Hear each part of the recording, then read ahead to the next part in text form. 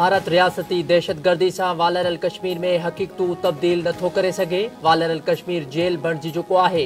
माण्हुनि जी ज़मीननि ते कब्ज़ा कया पिया वञनि। हिंदुस्तान हमेशह सलामती काउंसिल जे ठाराउनि जी भनकड़ी कई है। कश्मीर का सवाइ पाकिस्तान अणपूरो है। परॾेही वज़ीर बिलावल भुट्टो ज़रदारी जो आज़ाद कश्मीर जे कानून साज़ असेंबली जे ख़ुसूसी इजलास के ख़िताब चयाई पाकिस्तान वालरल कश्मीर जी हालतनि ते ख़ामोश नथो रही सघे। कश्मीर मसलो आलमी सतह ते मंझल तकरार है। लाॻापा बहितर करण लाइ तकरार के हल करणो पवंदो। कश्मीर मसले बाबति गॾियल क़ौमनि जे ठाराउनि ते अमल थियणु घुरिजे।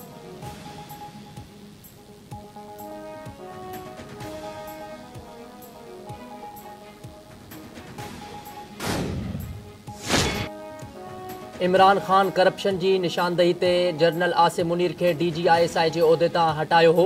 फौजी ठिकाणनि के नुक़सान पहुंचाईंदड़नि ख़िलाफ़ आर्मी एक्ट ऐं सिविलियन ठिकाणनि ते हमला कंदड़नि ख़िलाफ़ दहशतगर्दी एक्ट तहत केस दाख़िल कया वेंदा।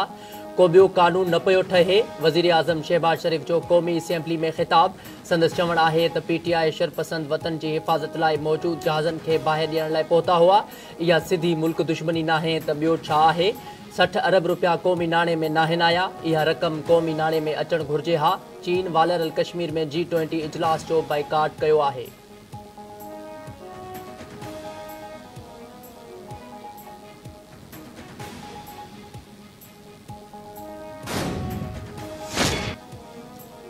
Army chief general Syed Asim Munir चयो आहे त फौजी ठिकाणनि यादगारनि ऐं शहीदनि जी हुरमतनि ते हमला बर्दाश्त जोगा नाहिनि। फौज जो हर सिपाही ऐं आफ़ीसर सियासी तासुब खां मथां थी पंहिंजे फ़र्ज़ खे अवलियत ॾिए थो।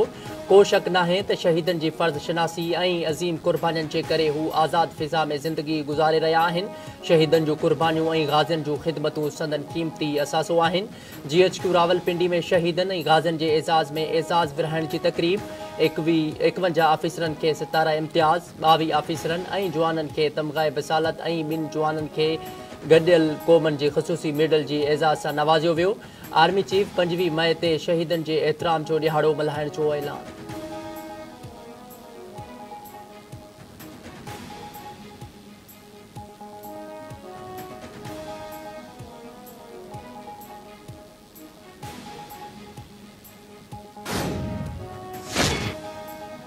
नव मई वाक़िअनि में मुलविस माण्हुनि ख़िलाफ़ आर्मी एक्ट तहत कार्रवाई कई वञे।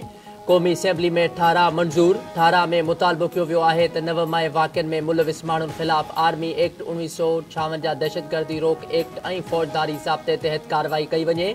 वफ़ाक़ी वज़ीर ख़्वाजा आसिफ जो चवणु आहे त 9 मई ते सियासी आफ़ीसनि ते हमला न कया विया। रुगो फ़ौजी ठिकाणनि, रिहाइशगाहनि, एयर बेसिस ते हमला कया विया। उहे हमला फ़ौजी ठिकाणनि ते न पर पाकिस्तान ते हमला हुआ।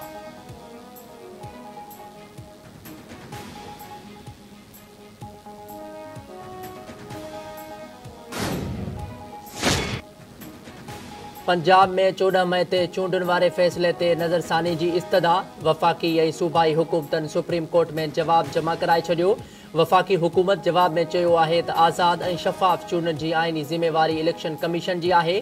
सुप्रीम कोर्ट पाण तारीख़ ॾे उन जे अख़्तियार खे बेअसर करे छॾियो। पंजाब में चूंडूं पहिरियां थियूं त क़ौमी असेंबली जूं चूंडूं मुतासिर थी सघनि थियूं। पंजाब जी निगरान हुकूमत पंहिंजे जवाब में चयो आहे त सुप्रीम कोर्ट अख़्तियारनि खे नज़र में रखंदे ख़ैबर पख्तूनख्वा में चूंडनि जी तारीख़ न ॾिनी। 9 मई वारनि वाक़िअनि खां पोइ सूबे में सिक्योरिटी हालतूं पिणु तब्दील थी वियूं आहिनि।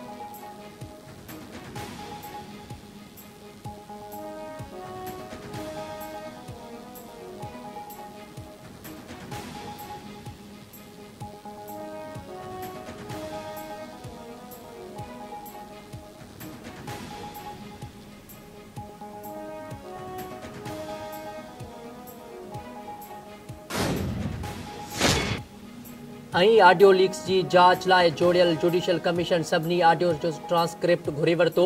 ऑडियोज़ में शामिल सभिनी माण्हुनि जा नाला, एड्रेस ऐं फ़ोन नंबर बि तलब।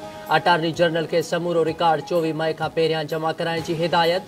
जुडिशल कमीशन कार्रवाई पब्लिक करण जो ऐलान करे छॾियो। जस्टिस काज़ी फ़ाइज़ी सां चयो आहे त को हसास मामिलो साम्हूं आयो त इन कैमरा कार्रवाई वारी दरख़्वास्त जो जाइज़ो वरितो वेंदो। जिन माण्हुनि बाबति जांच कई पई वञे उन्हनि में 2 पीड़सन औरतूं पिणु शामिल आहिनि। दरख़्वास्त आई त कमीशन कार्रवाई लाइ लाहौर वञी सघे थो। कमीशन जी कार्रवाई में का बि मुदाख़लत बर्दाश्त न कई वेंदी।